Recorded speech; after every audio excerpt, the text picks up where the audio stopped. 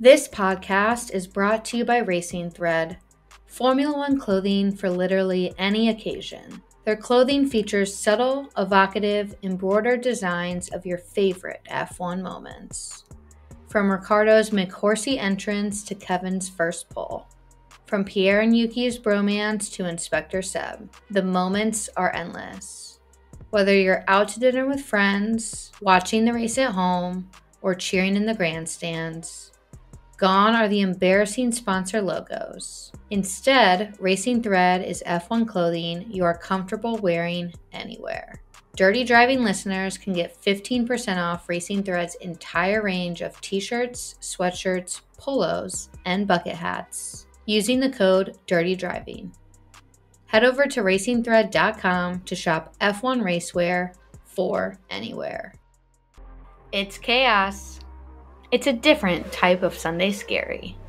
It's your newest obsession. It's Dirty Driving, a Formula One podcast.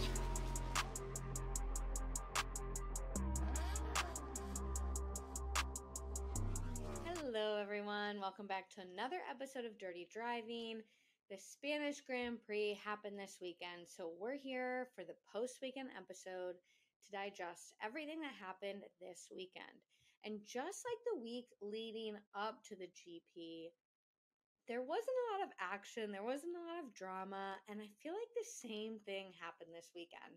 When I was pulling my notes together for this episode, I was like, where's the big bang? Where's the drama? Like, we had some surprises in terms of where people landed in quali and where people landed in the race, but other than that, it was like a pretty chill weekend for Formula One.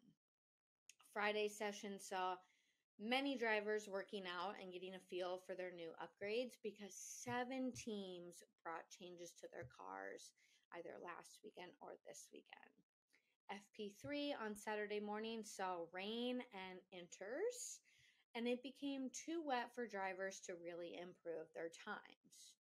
Quali started off with so many drivers spinning and going in the gravel, and saw some shocking disappointments in performance, and gave us 7 different constructors in the top 7. That has not happened since the 2021 Belgian Grand Prix. For the second time in the last 3 races, there were no retirements, no yellow flags, no safety cars, and no red flags. So let's get into everything that made up the Spanish Grand Prix weekend.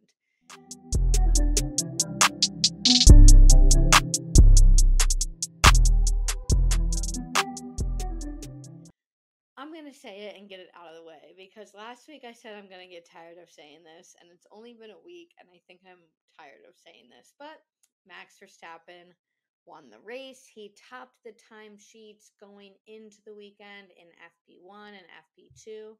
He set a new track record for the new layout that was last used in 2006.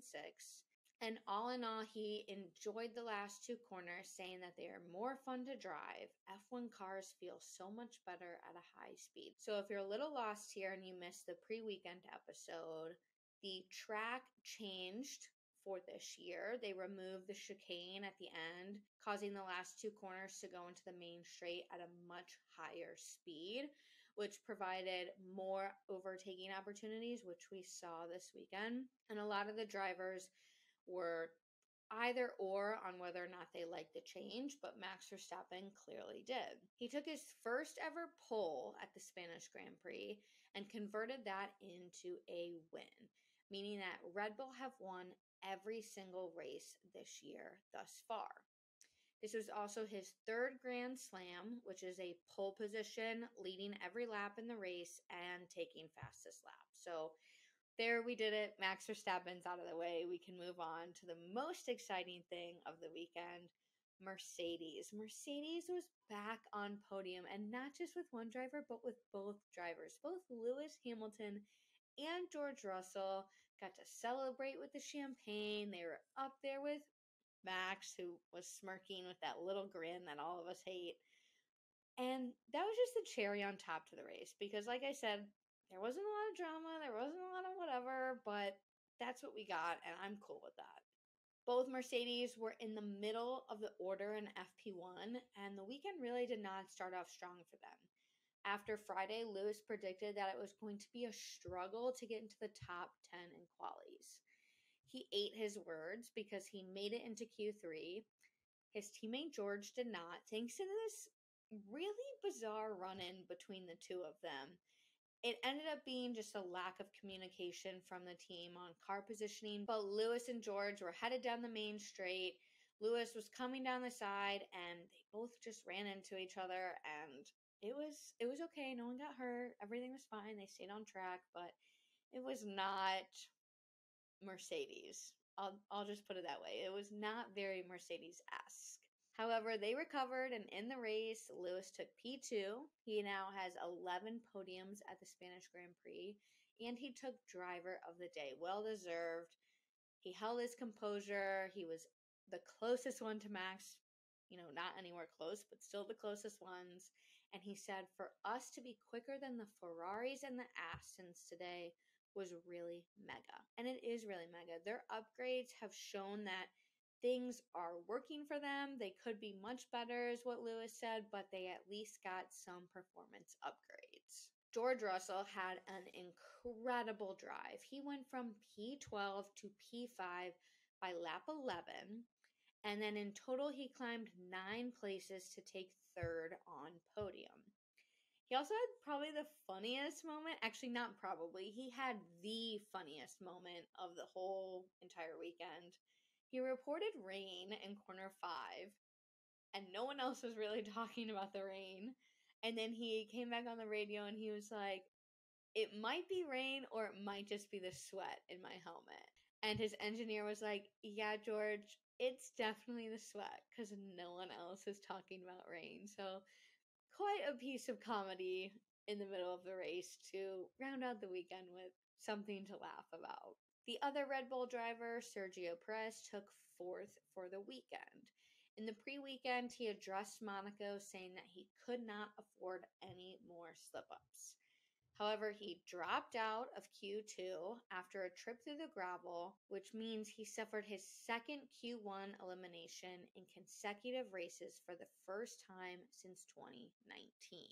He dropped out before Q2 after a trip through the gravel, which means he suffered his second Q1 elimination in consecutive races, which is the first time that's happened since 2019.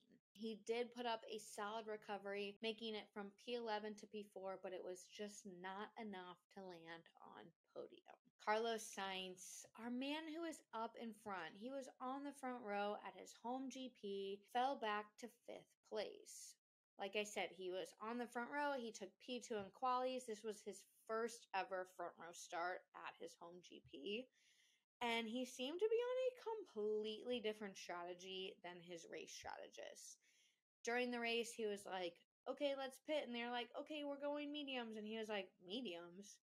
And so it's like, did they talk to each other before the race? Did they communicate the plan that they had? I don't think so. And maybe that's the underlying problem. And maybe that's the underlying problem at Ferrari. They just don't communicate pre-race. Maybe it's we're all missing the point. It's not a middle of the race thing. They're not talking about what they want to do before the race even starts. Whatever. We move on. Lance Stroll had a pretty decent weekend, especially compared to teammate Alonso, who just could not match the energy that Stroll was producing. In qualies, Pierre Gasly ended up dropping some positions. I'll get into that in a moment. So he ended up taking a 5th place start, which ties Lance's best on this track in 2020 and his best all year. He did that in Jeddah as well. He outqualified Alonso for the first time this season and took a higher place in the race than Alonso, finishing in 6th. Don't worry, Fernando was right behind him in P7. In FP2, he was only 17 thousandths of a second behind Max, so it was really showing that Aston is still there with the pace. However, he took 9th in qualies, and he said that they just did not really have it on Saturday. Alonso had a move down the main straight around Ocon, but ended up being pushed into the pit lane exit by Ocon's late move, which was completely unnecessary. You saw him coming. It was too late. You should have just let him pass you, but But Ocon was trying to be as successful as he was last weekend in Monaco. Alonso ended the race in 7th for his lowest finish this season. Esteban Ocon, the one that pushed Alonso into the pit lane exit, he was 3rd fastest in FP1. So he was showing that Alpines are there. They are making improvements, and they could continue taking solid points every weekend. He was top 6 on the grid for the 2nd weekend in a row, and he ended up finishing the race in 8th. Zhou Guanyu stole some points from Yuki after a very questionable penalty was handed to Tsunoda. I'm going to get to that more in a moment. So Zhou took 9th and gained 2 points for Alfa Romeo. Pierre Gasly rounded out the points in P10. He took 4th in qualies after a strong showing. However, like I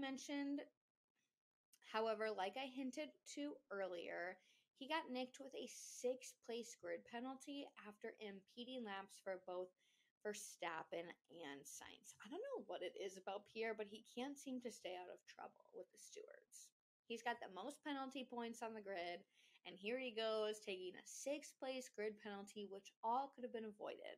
It's not only his fault. I feel like lately most of the teams have been failing to communicate to their drivers where the other drivers are on track, which has caused a lot of issues with people impeding, people getting in the way, people running into each other, all of that. Pierre Gasly managed to finish the race in 10th, grabbing 1 point for Alpine, once again showing that Alpine is there this year much more than they were last year. Just outside of the points was Charles Leclerc. He dropped out of Q1 complaining about car problems. He was set to start from the pit lane on Sunday morning after the team made changes to his suspension.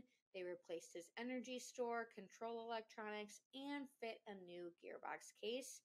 And they actually sent information back to Maranello for them to figure out what the hell happened in qualies that made him lose out on advancing to Q2. He had an opportunity late in the race to make a decent recovery from the pit lane start all the way up to P11. Ferrari is seriously continuing to struggle this season. We've seen some glimmers of hope with Carlos's P2 to start the race, but he tumbled down the order and could not keep up with either the Mercedes or obviously the Red Bulls. Yuki Tsunoda got knocked out of the points, especially after he showed great overtaking in a battle between both Hulkenberg and Zhou. Later in the race, he received a 5-second time penalty for forcing Zhou off the track into turn 1, knocking Yuki out of the points. It was very odd that happened and not really that deserved. What happened is Zhou was on the outside, Yuki defended and pushed Zhou a little bit out. Zhou ended up taking the side lane, and at the end of the day, it's just racing, and I truly don't think he should have gotten the penalty for that. It wasn't an aggressive move. It wasn't anything like that. It was purely just racing, and that caused Yuki to drop out of the points. He was so disappointed in the post-race interviews. He said that I pushed every single lap. I tried my hardest, and after giving it my all to receive that wasn't really warranted. He's heartbroken and disappointed in the stewards. I mean, who wouldn't be? Oscar Piastri came in P13 after qualifying in 10th. He reached Q3 for the 3rd time this season. Nick DeVries was the surprise package this weekend. Not only did he take 4th in FP1, but he took P14 in the race. He ended up out-qualifying teammate Yuki for the 2nd time this year after Tsunoda had his final Q2 lap deleted. This is 2 weekends in a row that Nick DeVries is showing signs of improvement. I don't know if it was the rumors of what Helmut Marko said about the ultimatum, about replacing him with Ricciardo if he didn't improve, but we're seeing improvement. And at the end of the day, I have to be happy for him because he was not looking hot at all, and now he's looking not much better, but much better. Nico Hulkenberg was up next in P15. He was 3rd in FP2, and he ended a 3-race run without a Q3 appearance. In the race, Haas had rear jack issues in pit stops the whole entire time. I don't know what the deal was, but they were trying to get it in there. It didn't work.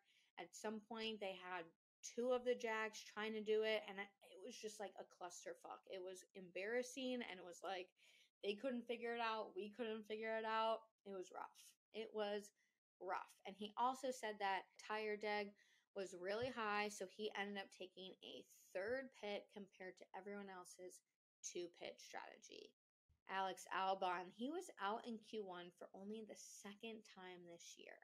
He ended up in P16 for the race and said the race wasn't easy, but it was better than he thought it was going to be because he was pleasantly surprised with how it went considering where they were on Friday and Saturday. Similarly to the Mercedes boys, they weren't sure how it was going to go. Friday and Saturday were a little iffy. The race was clearly a lot better for them than Williams, but same premise of it was iffy to begin with, and it was better than they thought it was going to be. Lando Norris, he's like my biggest disappointment of the weekend. He took P3 in qualies, and he was like, the car felt good. He qualified 4 places higher than McLaren's best quality this entire year. So, again, showing signs of improvement. But it all came crumbling down for him after he stuck his nose in where it shouldn't have been. He lost his front wing after running into Lewis on lap 1. He ended up having to pit, dropping back into the order to the last spot. He was able to recover a little bit, but all in all, disappointed in him. He should have never stuck his nose up in there next to Lewis because if he hadn't, he could have been way higher in the rankings. Kevin Magnussen ended in P18. He faced his third Q1 elimination in the last 4 races. He's not doing as great this season as I expected him to. I don't know if it's the pressure that Nico Hulkenberg did so much better than him after returning, at least in the beginning of the season, but it's not quite there yet for Kevin. And it's also not there for Valtteri Bottas. So Valtteri came in 19th, just behind Kevin. At the end of the race, they discovered that there was damage to the floor of his Alfa Romeo that cost quite a bit of performance. So altogether, they lacked pace.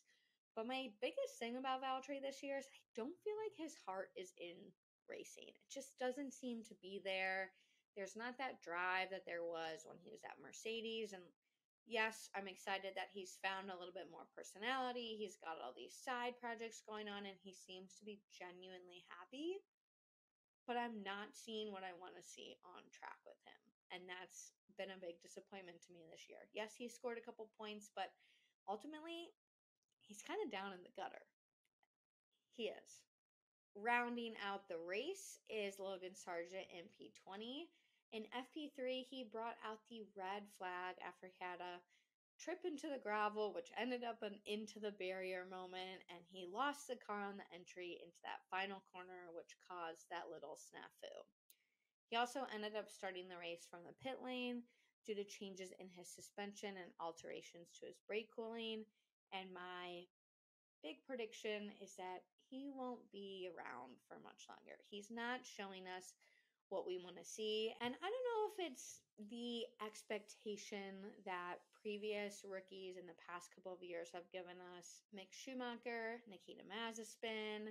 There's just been like a lot of not great rookies. And when you look at someone like Oscar Piastri, who is doing exceedingly well in his rookie year considering the car he was given, hasn't had any crashes, hasn't had any spins, all of that. And then you look at Logan and Nick DeVries and again, the past people. I don't know if they're like meant to be here because they're not showing the confidence and the success that other rookies have shown in the past.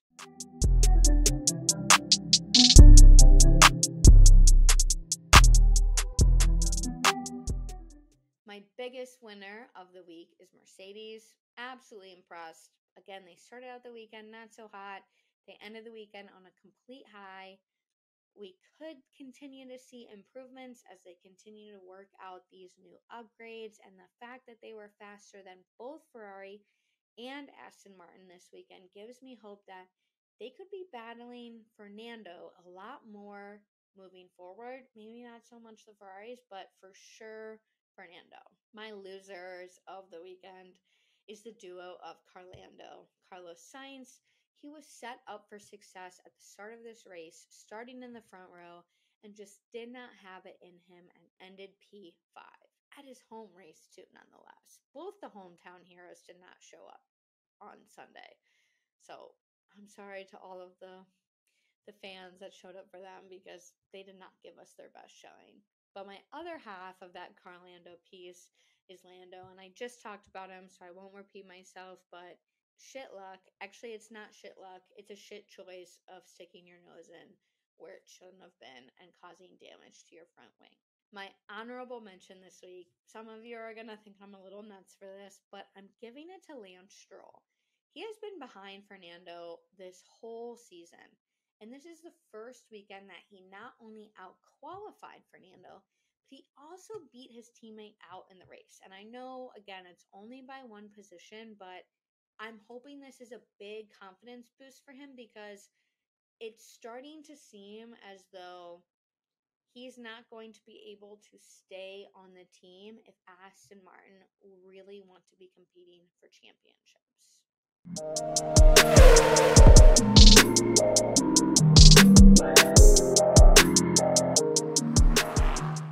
When we look at the standings, Mercedes' double podium means they will move ahead of Aston Martin in the championship and take second place.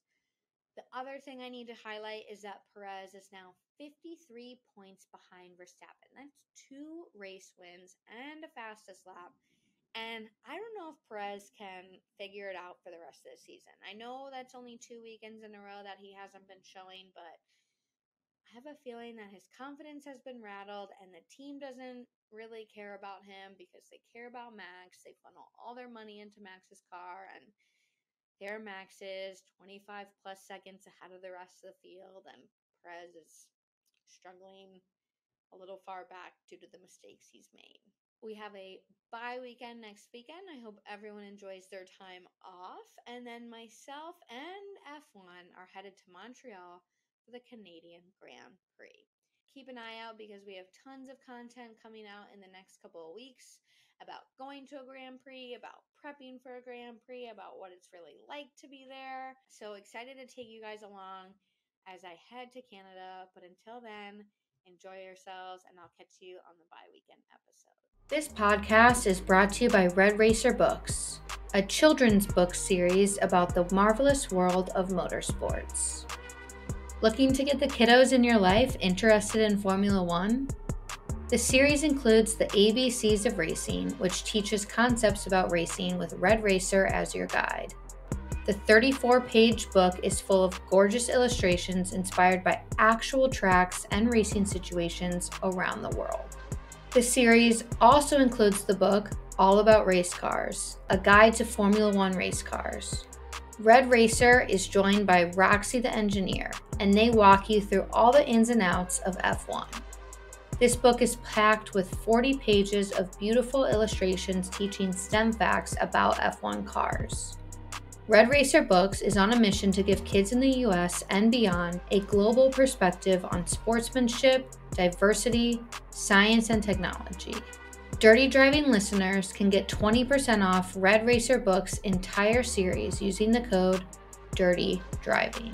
Head over to redracerbooks.com to buy the kiddos or the adults in your life their new favorite book. Thank you so much for listening to another episode of Dirty Driving. Until next time, stay dirty.